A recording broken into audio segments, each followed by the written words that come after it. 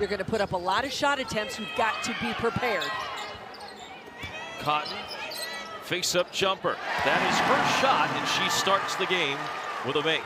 Spicer, who was the crown jewel of K-State's recruiting class, unable to hit her first shot. In transition, Jackson through the lane to Perry, and the three-pointer just doesn't go down. Maybe a run out the other way. Here's Alexander underneath, body control on the lane, and quick 2 baskets by the Bearcats have tied the game. Just 1 of 7 from the field, 0 of 5 from 3. Spicer tries straight on. That one true. Gifted shooter from long distance, but also starting to show some post-up ability inside. Perry tries that wing 3 again and answers K-State's 3 with one of her own. Anaya Foy in for the first time for K-State. Sees a hole, drives, has it blocked by Alexander from the floor. And they have had good looks, whether it's been in the framework of this offense for Coach Merriweather. And now Arena's able to answer with the 3. 19 minutes against TCU in the game down in Fort Worth. Jeremiah White in for the first time inside, trying to match up with Destiny Thomas, but good all afternoon. Perry to the baseline, steps around a defender, couldn't hit the shot. Offensive rebound by Thomas, put up and in. K-State will have the ball first to begin the second, unless we get a tie-up. Perry on heel all the way to the basket, and 1 for Maya Perry. She wants to put it on the floor and create, averaging 18.4 a game coming in. She's been in double figures every game, especially for freshmen, is that you see great shots, good looks, just can't get them to go. Great feed on the inbound. Klassen knifing through, and Sides found her.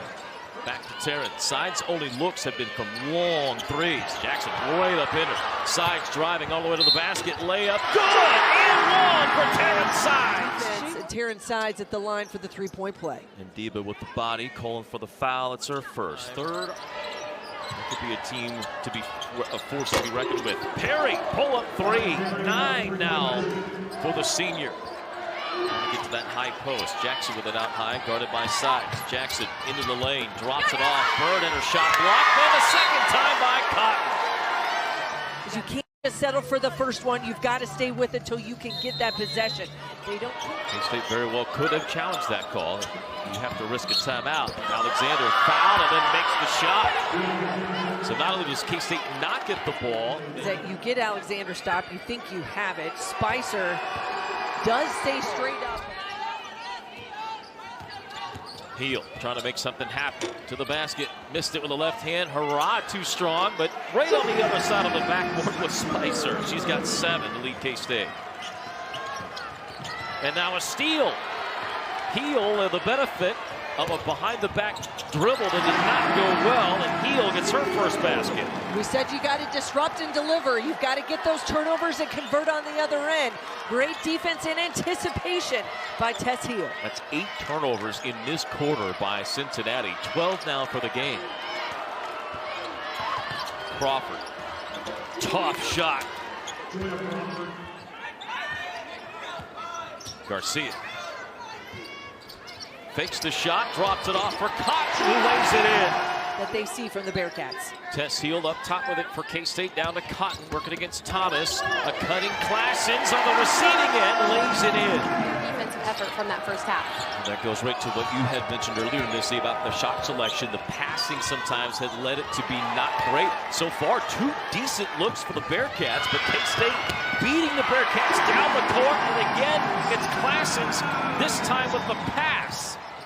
K-State getting zoned now. Garcia back to Klassens. She's hit one earlier already. The third, she'll hit another. Klassens with 10, 8 in the third quarter. He very much just avoided that 4th foul. There was a lot of contact on Torrance when she went deep. Spicer left open in the corner, and she'll hit her second 3. The Wildcats started to hit the 3 ball. And they're up big on the Bearcats. Great session about the joys and the pains of coach freshman. Great drop off here to her freshman Mirage, who gets her first basket. As it Sides, it's Heel to the basket. Left hand layup, got it to go. Heel has 14. From behind that 3-point line, she's gone 4 of 4 from the free throw line as well. Bearcats have gone through injuries, they've gone through illness, they have this great freshman class, but much like K-State, they have not been able to have a whole lot of practice time to work stuff in for all of their good young recruits. Perry, who's had only 3 shots in the second half. D. Alexander able to get free on the baseline. Fade away on the baseline. Tough shot, doesn't fall. Classens couldn't get the rebound. Collard. And the Bearcats come out of there with it. A lot of room, or a lot of work to be done for Cincinnati. Perry, a quick 3. Alexander, the rebound and the putback. She had the ball off the miss on the other end, got it out in transition, and then cleans it up on the offensive glass. Just a quick snippet of what everyone has been anticipating from D. Alexander. Classens, line drive 3 is good. She gets back. They will be much more at full strength. I think K-State is also in the same boat. But both of these two teams feel like the team you'll see in March is Cincinnati with a basketball. Perry trying to will this team back into contention. She hits double figures. A lot of shooters out on the perimeter here with Harrod in the middle. Spicer, a couple of nifty moves. A shooter and a 3-point spot up. You've got to be able to find different ways to score, keeps the possession alive, uses the pump fake. And I think sometimes players, you have to become more comfortable with it. And a game like that is sort of the breakout. It gives you a great example. The thing coaches have been talking to you about, that turnover comes. This last 3 by Taryn Sides with the deep 3. Gets her feet set. No one. And a good shooter. Just for whatever reason, it is in her head now about free throws. A stealing inbound by Garcia. Hill says, why not? I'll take it. And hit it. Gibson is in for K-State, one of the few veterans on this team. The Wildcats will run the play for Parks. A 3 goes!